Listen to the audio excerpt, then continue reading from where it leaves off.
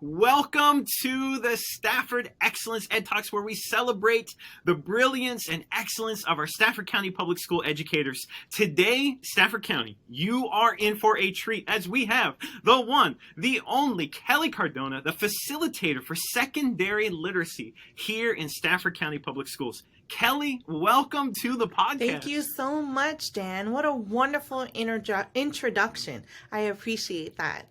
And I'm looking forward to being with you here. I was just going to say the same thing. I've been waiting all day for this interview because everything I hear, everything I see you doing, you are incredible and you make such a difference in the lives of the teachers and students here in the county. So I can't wait to learn more. Thank you so much. Yeah. And as our first podcast in the new year, I just want to remind our viewers of kind of the format. The Excellence Ed Talks are divided into three parts. We start with your story, and then we move to your excellence, and finally we'll finish with your thoughts. So, Kelly, are you ready for your Stafford Excellence Ed Talk? I am ready.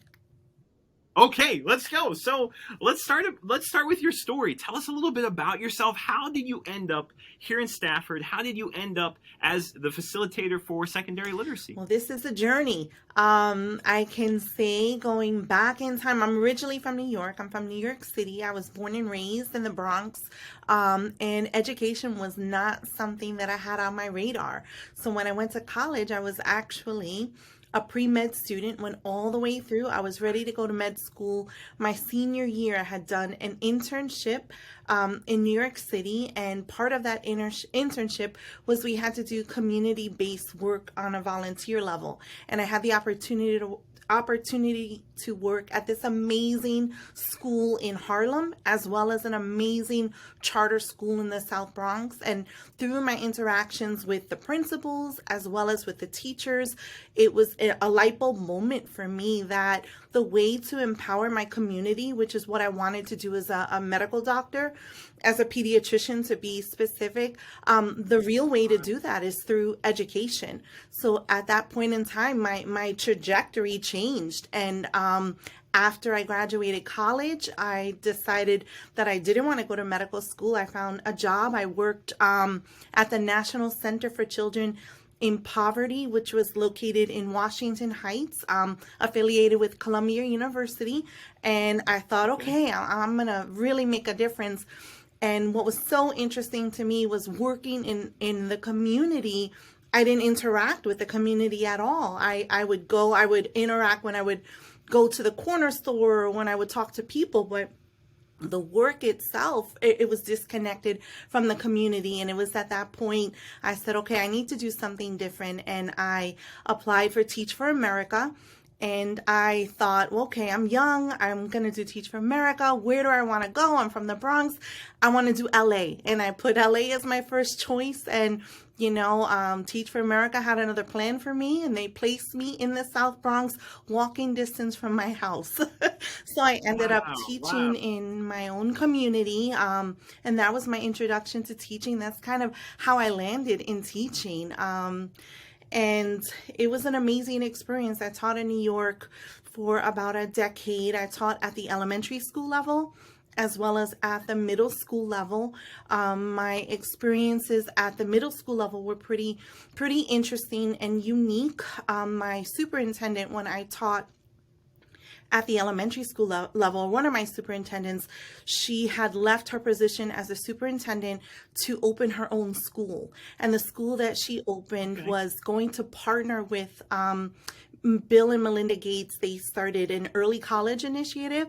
So the goal was to take students that were struggling in school and give them a rigorous middle school curriculum and opportunity to grow so that when they got to the high school level, they could participate in dual enrollment and take college level courses. So as the superintendent, she collected teachers that were part of her division, and she used them to start her new school. And I was one of those teachers. So I moved to middle school and I began teaching at an early college institute, and our role was really to remediate while also introducing students to a rigorous curriculum. And I did that until my husband got orders to Quantico, Virginia. He's in the Marine Corps. And that's kind of how I Mhm. landed in Stafford. And I never applied for a teaching position when I was home because I was so consumed with teaching. And I just thought, Stafford at the time, I just assumed in education, if you wanted a teaching job, much like in the Bronx, there were so many availabilities and vacancies that, come September, you walk into the school and you say, hey, here I am. I'm ready to teach, and quickly learn that's not the case. So I had signed up to be a sub. No one ever called me. And I just Oh no. volunteered in my daughter's school. And that's how I got connected to one of the reading specialists that was going on maternity leave for 3 months. And, after not harassing her, but basically telling her, I can do anything you need me to do. I can do assessments. I can do this. Yes. She made the connection and said, why don't you try to sub for me while I'm on maternity leave? And, I did that for 3 months, and I literally went from one reading specialist position subbing to the next, wrote out the rest of that school year. And then by that September, I had a position at Rocky Run. I was there for a few years, and then ended up back home in New York, and then moved back to Virginia again with new orders. And I was a reading specialist at Hampton Oaks, and then finally at Conway before becoming an ESOL coach at the division level, and then moved into this current position. So right now I'm the facilitator of secondary literacy, but my education career has been a journey, and I think my Stafford career has been a journey, but it's all kind of in Yes. roads that have converged to this point. Oh my goodness. It's so inspiring. And I love your story in terms of starting, and realizing what you were doing wasn't quite in the community. And so even though it was, and so you had to find a way to get in. So that's awesome. That's so awesome. Kelly, you're such an Thanks, inspiration. Glenn. So, absolutely. So, could you tell us a little bit more about the role of an ESOL coach, and the role of the secondary facilitator for literacy? What do those jobs entail? What are you doing within our school division? So I'll even back up a little bit further and just say, like, the role of a reading specialist coach, really working Mhm. alongside teachers. Our goal is not to fix teachers. I think a lot of times there's that Mm, misconception, but it's really to work alongside teachers to try to build their capacity. So when I moved into our ESOL position, it was a very similar situation, and not having been an ESOL teacher, but having worked in communities with high L populations, even schools here in Stafford, Hampton Oaks at that time was the current, mm, had the highest L population, and I yes. was there for about 7 years. So working in schools that had that population, I know for some it might have felt like, who's this person coming in to be an L coach? You've never been an ESOL teacher.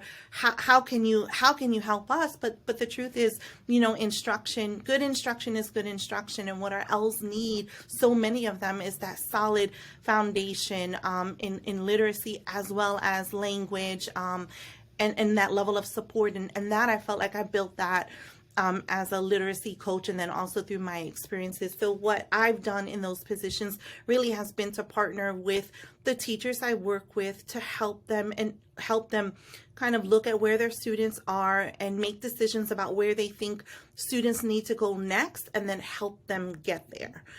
So really helping and empowering teachers to make decisions about what's next and how to get there, so that they're not alone. We know how hard this work is, to have a person stand alongside you to support you, and even, I think sometimes to experiment in the role. We grow through experimentation, and that's scary to do. So to have someone to encourage you and allow that experimentation, to me, is part of that role. And in my current role as the facilitator of secondary literacy, my role is, supporting our reading specialists at the middle school level, our literacy coaches, our English leads, and then also supporting the division initiatives in literacy as well.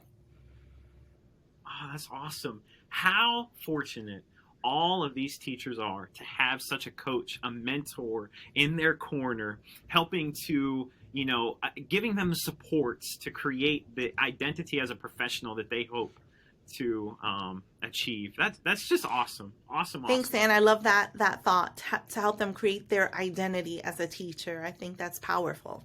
Yeah. Yeah, and that goes right into my next question. In my work working with the Mentor 360 program, that's our same goal. I tell all new teachers, it's not our goal to make you into a Stafford County robot.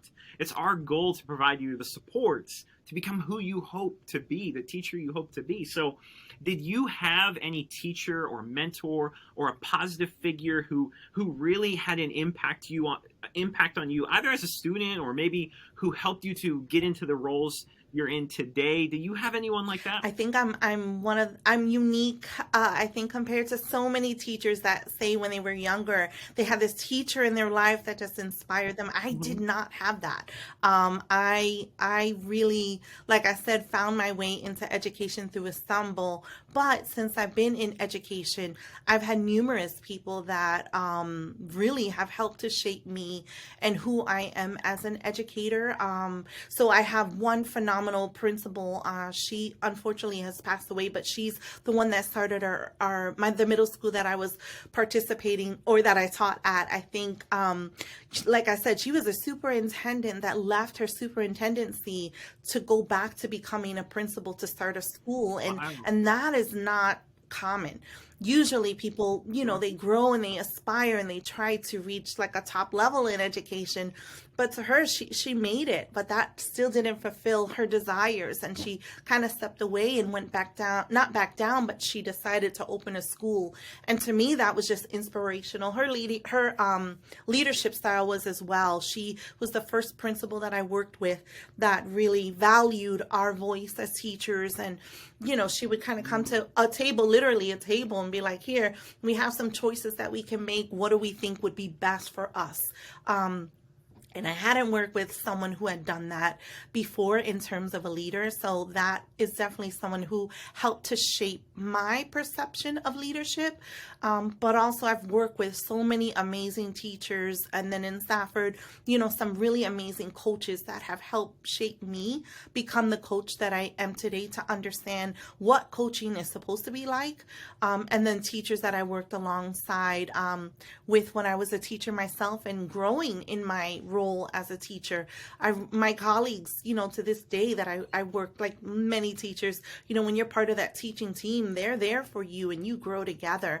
And, I will add that when I taught in the Bronx, my second year of teaching, I was the lead teacher because we lost teachers all the time. So to be on teams, I was usually on teams with other new teachers. So we literally grew together in the profession.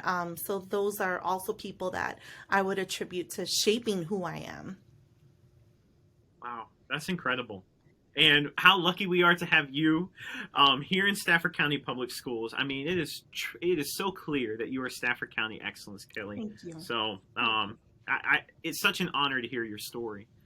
So moving on to the second part, your excellence. So as I said, you are Stafford County excellence. So do you have a best practice or an innovation that you're really proud of, maybe that you learned, maybe that you created, that you'd like to share out with the Stafford community to kind of showcase your excellence? I would say two things, and they kind of apply to different levels, right, of teaching. So I would say for my early elementary folks, when I was in the classroom, I taught fifth grade, I taught upper elementary, and I had so many students that were struggling as readers. And one of the things that I did, I actually got a fellowship through Fordham University for a reading certification, and it was for urban educators to support struggling readers in school. And at the time, it was pretty much the science of reading, and I didn't even know what the science of reading, I'm aware of it now today, but the practices that I was trained in was basically that, focusing on explicit systematic phonics and phonemic awareness. But what it forced me to do was to leave my position in upper elementary, and we know what that's like in schools. Once you have good test scores, they don't want to move you, but really leaving my position and going down to first grade and learning how to teach students how to read allowed me to now go back up to the upper grades with a skill set to be able to really support my students. So that's something that I think is invaluable for teachers. I would say, try different levels, because you really learn how to support your students best when you've taught grades that are before previous grades, as well as grades that come after them. You're going to have a better understanding of how to meet all students' needs. And then, of course, stay current on research. Science of reading is critical in our early elementary.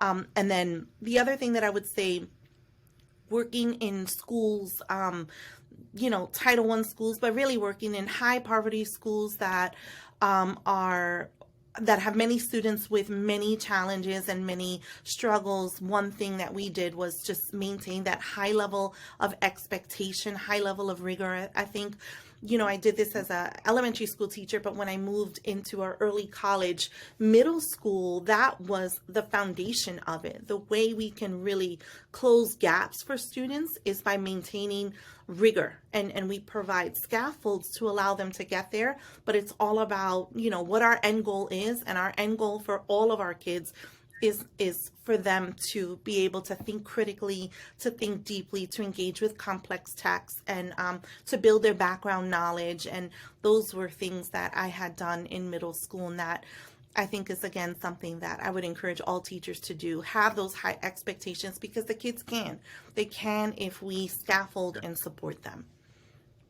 Yes, and I love that you spoke to that piece, because I think a lot of times we might get a student in our class and go, oh, I might, even without even maybe saying it out loud, we kind of lower our expectation for them, or we have pity. Whereas no, they need that belief, that same high expectation, and those scaffolds, as you said, to get to that point.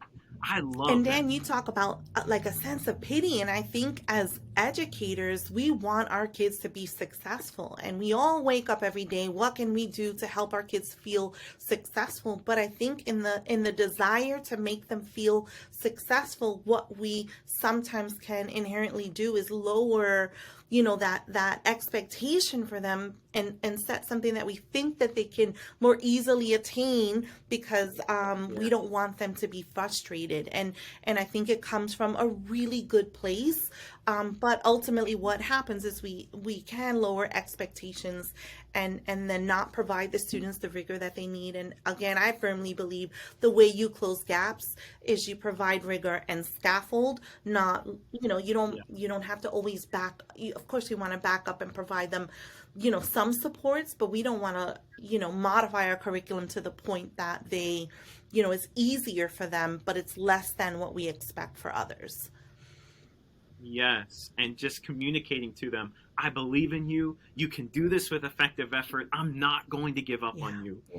While having those high expectations.